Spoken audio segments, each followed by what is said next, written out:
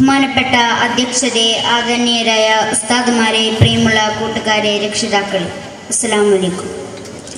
മുസ്തഫ നബിയുടെ ജന്മദിനം ആഘോഷിക്കുന്ന ഈ വേളയിൽ ഒന്ന് രണ്ട് കാര്യം ഖുർആനിൻ്റെ പ്രഭ എന്ന വിഷയത്തെക്കുറിച്ച് പറയാൻ ആഗ്രഹിക്കുന്നു.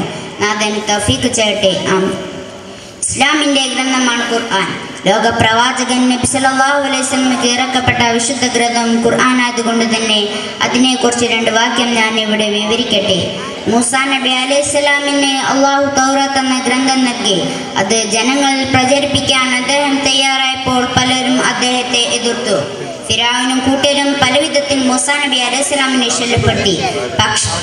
പക്ഷേ മൂസാ നബി അലൈഹിസ്സലാമും അനുയായികളും ഇലാഹി സന്ദേശം അനുസരിച്ച് ജീവിതം തുടർന്നു. കുറച്ചുകാലം കഴിഞ്ഞു ജനങ്ങൾ വഴിതെറ്റി. അങ്ങനെ അള്ളാഹു ഈസാ നബി അലൈഹിസ്സലാമിനെ നിയോഗിച്ചു. ഇഞ്ചീൽ എന്ന ഗ്രന്ഥമായ അവിടുത്തെ ജനങ്ങളെ അള്ളാഹുലേക്ക് ക്ഷണിക്കാൻ പരിശ്രമിച്ചു. പലരും അതിന് തയ്യാറായില്ല. ഈസാ നബി അലൈഹിസ്സലാമിനെ കഠിനമായി ആക്ഷേപിക്കാനും മർദ്ദിക്കാനും അവർ മുതിർന്നു. അവസാനം അള്ളാഹു അദ്ദേഹത്തെ ആകാശത്ത് എത്തി. കാലം അതിവേഗം മുന്നോട്ട് കടന്നുകൊണ്ടിരുന്നു. ലോകത്ത് അജ്ഞതയും അന്ധകാരം കൊടുകുത്തിവാണു. ആക്രമണവും അനീതിയും സർവാധികമായി. അങ്ങനെയാണ് അന്ത്യപ്രവാചകൻ മുഹമ്മദ് നബി സല്ലല്ലാഹു അലൈഹി വസല്ലമയെ മക്കയിൽ നിയോഗിച്ചത്. നബി സല്ലല്ലാഹു അലൈഹി വസല്ലമക്ക് ഇറക്കപ്പെട്ട ശുദ്ധ ഗ്രന്ഥമാണ് ഖുർആൻ. ആഗോളതലത്തിൽ ഒരു വെല്ലുവിളി ഉയർത്തിക്കൊണ്ടാണ് ഖുർആൻ രംഗപ്രവേശനം ചെയ്തത്.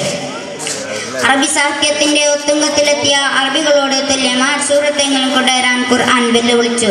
അവർക്കതിന് കഴിഞ്ഞില്ല.